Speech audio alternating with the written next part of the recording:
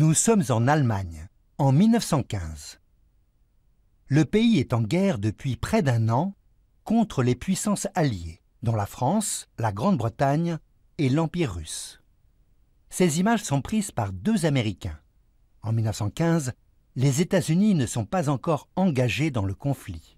Les deux reporters ont obtenu l'autorisation de filmer d'abord à Berlin, comme ici, dans un hôpital militaire. Puis lors des entraînements de l'armée. Ils ont pu aller dans des régions dévastées par la guerre, à l'est du pays, en Prusse orientale et en Pologne russe.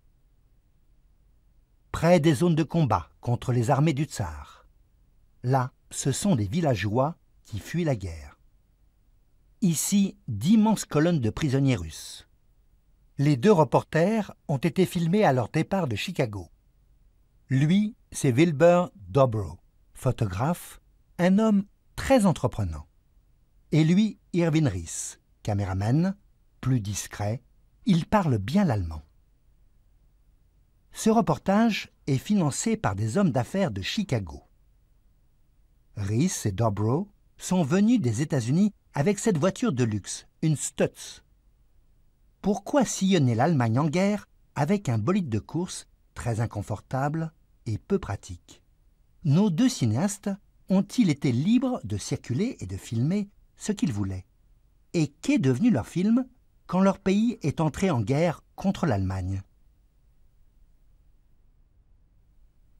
Revenons à des images de leur arrivée en Europe.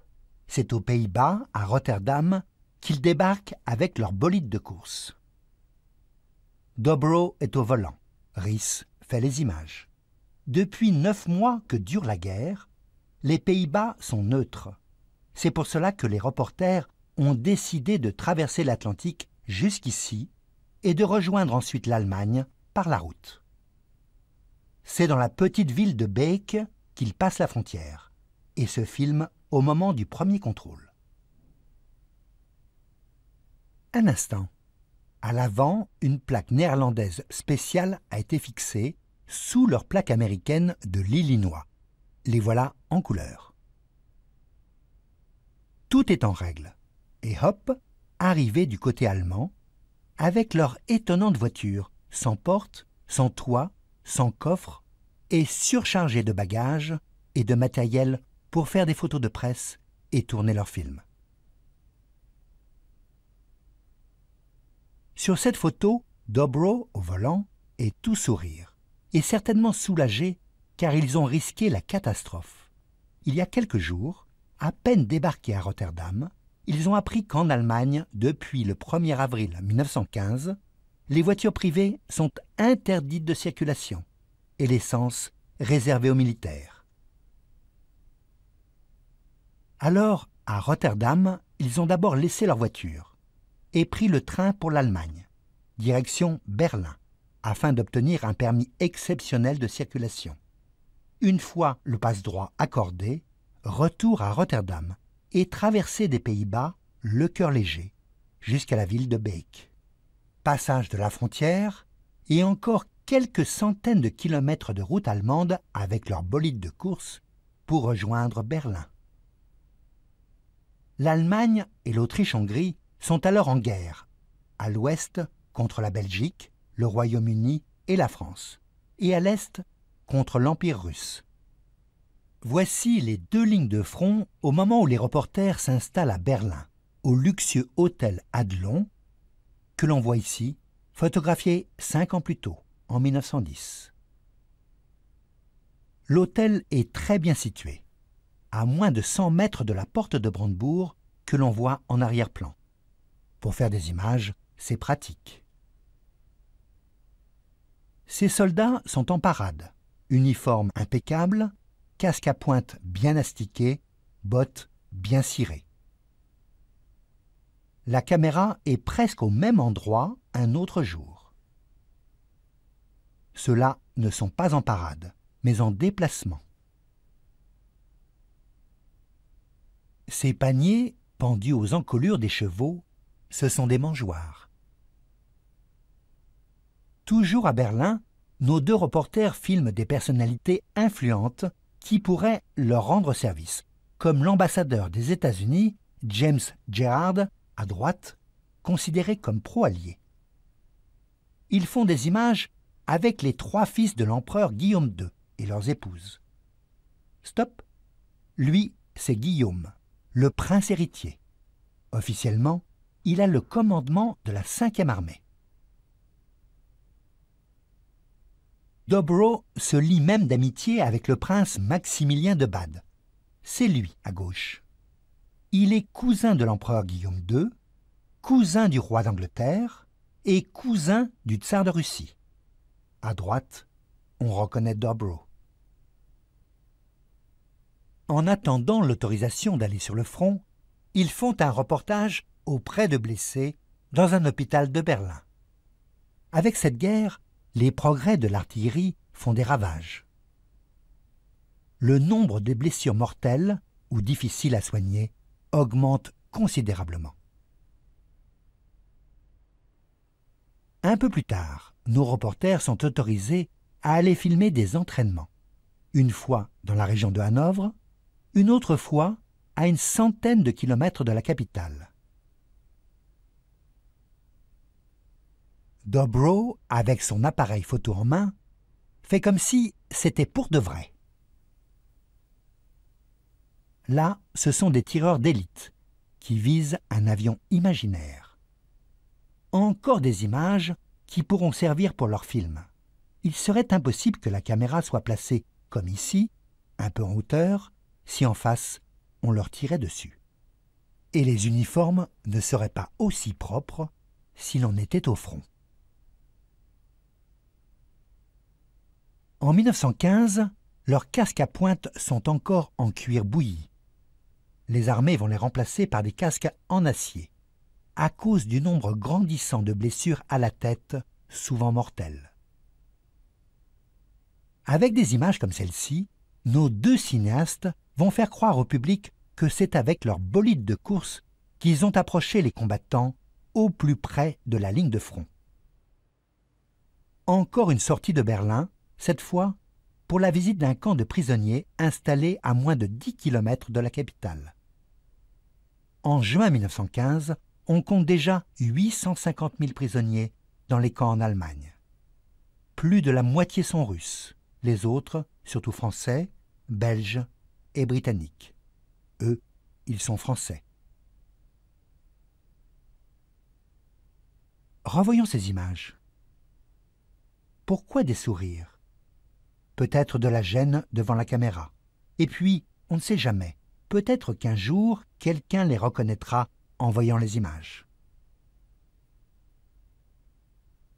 Encore des Français. Cette visite est organisée par les autorités allemandes pour faire croire que les conditions de détention des prisonniers sont bonnes. Petit retour en arrière. Là, la Gazette des Ardennes. C'est un journal en français de la propagande allemande. Il est aussi distribué dans les territoires occupés et paraît 2 fois par semaine. Un bon moyen de faire circuler des rumeurs ou de fausses informations. Eux, ils sont britanniques. Encore des sourires et les gamelles ont l'air bien pleines. C'est pour l'image. L'ambassadeur américain a fait part de plaintes venant de plusieurs camps. Pas assez à manger, pas possible de se laver. Eux, ce sont des prisonniers russes. Il n'y a pas d'officiers dans le camp de Dobritz, seulement des hommes de troupe. Ils servent de main-d'œuvre pour remplacer les Allemands envoyés au front.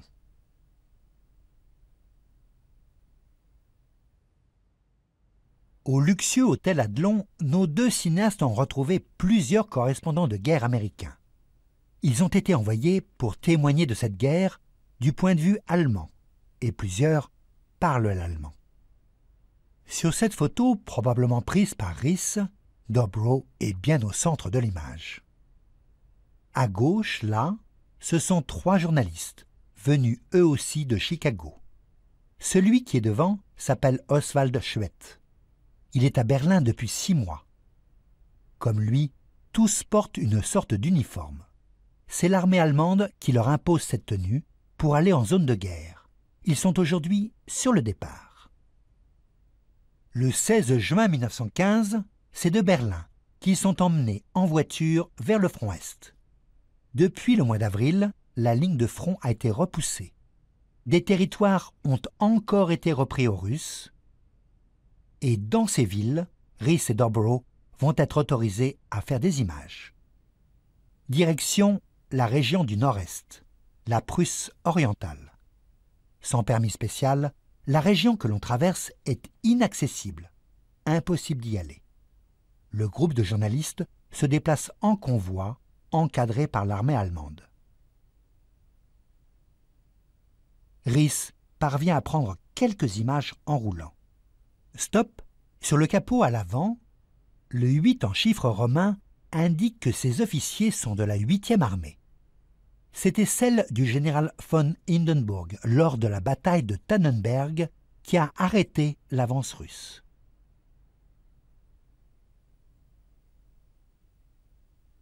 Nous traversons maintenant Ortelsburg. Et là encore, Rhys filme en roulant. Bonne façon pour montrer tout un quartier dévasté lors de combats il y a près d'un an, en août 1914. Depuis, cette large avenue pavée a été déblayée. Oh là! Petit retour en arrière. Dans cette voiture, il y a un autre caméraman. On aperçoit son trépied. Comme Rhys, il filme en tournant la manivelle. Au bord de l'avenue, il y a des tas de briques bien empilées. Elles vont servir à reconstruire les maisons. La ville d'Ortelsburg a l'avantage d'être un centre important de production de briques. Ces images sont prises dans une autre ville de la seule région d'Allemagne envahie par les Russes, puis reprise. Les autorités ont évidemment choisi de montrer aux reporters des quartiers qui ont souffert. Ici comme ailleurs, le général von Hindenburg, qui a maintenant le titre de maréchal, est considéré comme un héros. Rhys et Dorborough ont de la chance. Ils vont pouvoir le filmer quelques instants, un soir, à la sortie de son quartier général de la petite ville de Lutzen. Un peu d'attente et le héros apparaît. À Berlin, Hindenburg a sa statue, 12 mètres de haut et en bois, pour que des donateurs puissent y planter des clous. C'est une pratique récente pour lever des fonds que Rhys a filmé ailleurs, sur une grande croix de Malte.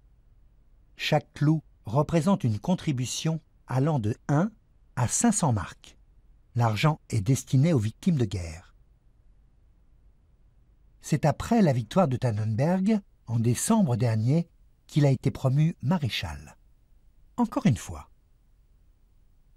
Maintenant, il dirige toutes les armées allemandes sur le front de l'Est.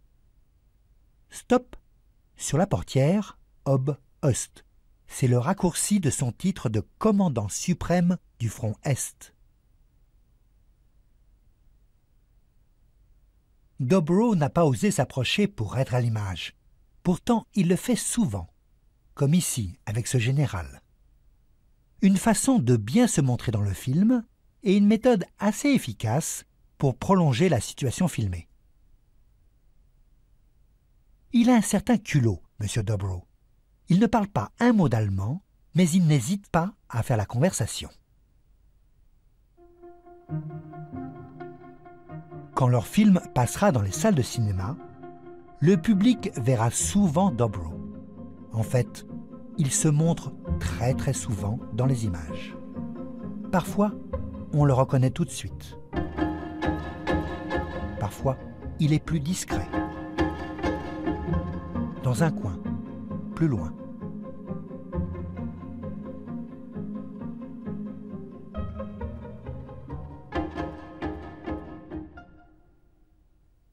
Revenons au reportage. Un campement de soldats en route vers le front. Pas question de prendre des images librement, comme on veut, quand on veut. Mais parfois, nos deux cinéastes arrivent à capter des ambiances. Ici, à l'Est, le front se déplace beaucoup. On est dans une guerre de mouvement. La ligne de front bouge sans cesse. Ces hommes sont équipés d'armes dépassées. Regardons ces fusils. Des Mauser. Le premier, plutôt sombre, modèle 1871-1884. Le second, plus clair, modèle 1888. Ces fusils sont adaptés d'un modèle qui a plus de 50 ans. Il manque d'armes récentes. D'où viennent ces soldats? Sur leur casque, on lit R-203. Le régiment 203 vient de Berlin. Et R indique que ce sont des soldats de réserve. Depuis le début de la guerre, on fait appel à la réserve. Ailleurs, avec une compagnie de motocyclistes. Et des officiers qui montrent bien à la caméra qu'ils sont les chefs. Et c'est parti. Enfin, pas pour tout le monde. Et comme c'est filmé, c'est un peu gênant.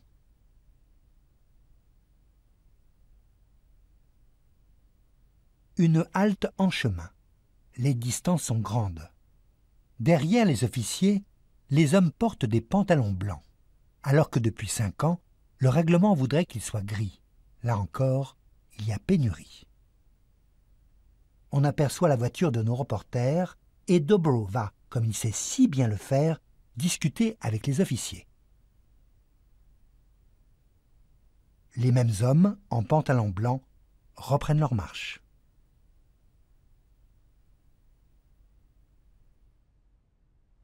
De retour du front, la plupart des soldats doivent passer par des centres de désinfection comme celui-ci. On craint qu'il n'ait des poux. Depuis quelques années, on sait que le typhus, qui est très contagieux, se transmet par les poux. Revoyons ça. C'est une petite mise en scène, probablement organisée avec les autorités militaires. À droite, le personnel en blanc est bien au garde à vous. À côté d'eux, un officier. Les soldats regardent tous devant eux, marchent bien au même pas et à même distance les uns des autres. Vêtements, chaussures et sacs vont passer dans une étuve à plus de 80 degrés. En Russie, comme en Pologne, il y a souvent des épidémies de typhus. La crainte est de contaminer la population allemande lorsque les soldats sont de retour. Après ce premier voyage très guidé, en Prusse orientale, retour à Berlin. Au mois d'août, le front Est est encore repoussé et un second voyage est organisé jusqu'en Pologne avec une visite prévue à Varsovie. À la gare de Varsovie, Rhys filme des journalistes et des militaires de bonne humeur. L'angle de prise de vue permet de voir l'écriteau « Varsovie, gare centrale » écrit en allemand. Ces hommes font partie d'un régiment du génie militaire. Ce sont des sapeurs. Dobro, en chemise et cravate, prend la pose avec eux. Ces hommes du génie ont beaucoup à faire à Varsovie. Avant de se retirer de la ville, les Russes ont détruit tous les ponts. Au loin, c'est le pont Poniatowski. À Varsovie, le fleuve, la Vistule, fait plus de 300 mètres de large. Les civils utilisent ces petits bateaux à voile pour passer d'une rive à l'autre. En arrière-plan, c'est le pont du chemin de fer, qui lui aussi a été dynamité. L'urgence pour les hommes du génie est que les troupes et le matériel de guerre puissent passer d'une rive à l'autre. Quant à la réparation des ponts pour les civils, c'est moins pressé. Nous sommes maintenant dans un quartier juif de la ville. Ceux qui portent des brassards bicolores font la police. Ici, comme ailleurs dans la région, les Juifs espèrent être mieux traités par les Allemands qu'ils ne l'ont été par les Russes. Un instant. Sur l'enseigne, à droite, on lit Friedman. À gauche, le même nom, écrit en cyrillique. Du temps de l'administration russe, c'était un signe de la souveraineté du tsar. Et maintenant, Dobro et Rhys nous embrouillent un peu. Ils font comme si on était encore à Varsovie. En fait, ces images sont prises à 300 km de là. la ligne du tram numéro 4, en direction de Gerberdam, n'est pas à Varsovie, mais en Allemagne, dans la ville de Posen. Et ces soldats traversent la place principale de Posen, la place Guillaume. En revanche, cette cathédrale Saint-Alexandre Nevski est bien à Varsovie. Elle est toute neuve. Rhys et Dobro ne peuvent pas se douter qu'après la Première Guerre mondiale, quand la Pologne redeviendra indépendante, cette cathédrale orthodoxe, symbole de l'occupation russe, sera totalement détruite. C'est à une 50aine de kilomètres de Varsovie que nos deux reporters font enfin de vraies images de combat. Arrivant prudemment par la gauche, c'est Dobro. Devant lui, un peu à droite au sol, un soldat allongé bouge un peu. Petit retour en arrière. Quand ce soldat se retourne, on voit briller le canon de son fusil. Et à sa gauche, on aperçoit un autre soldat. Et encore un autre. Il y a là toute une rangée de soldats. Autre moment. Dobro n'est plus là. Revoyons ça. À l'horizon, on aperçoit de la fumée. Là-bas, il y a des tirs. Maintenant, en bas de l'image, Dobro prépare son appareil photo. En fait, les Russes sont loin, assiégés dans une forteresse et sur le point de capituler. Un journaliste a rejoint Dobro. Il n'y a pas vraiment de danger pour eux. Le 20 août 1915, les 90 000 soldats du tsar qui tenaient l'immense forteresse de Novogorgievsk sont faits prisonniers. Pour les armées russes, cette capitulation sera lourde de conséquences. Pour ces combattants allemands qui ont participé au siège de la forteresse, cela signifie un peu de repos. Rhys et Dobro sont témoins d'un moment important de la guerre. Les Russes abandonnent la Pologne. C'est dans la forteresse que nos deux cinéastes parviennent à filmer une petite partie de ces trophées de guerre. Plus de 900 canons sont pris à l'ennemi. Avant de se rendre, les Russes ont eu le temps de mettre hors d'usage beaucoup de ces canons.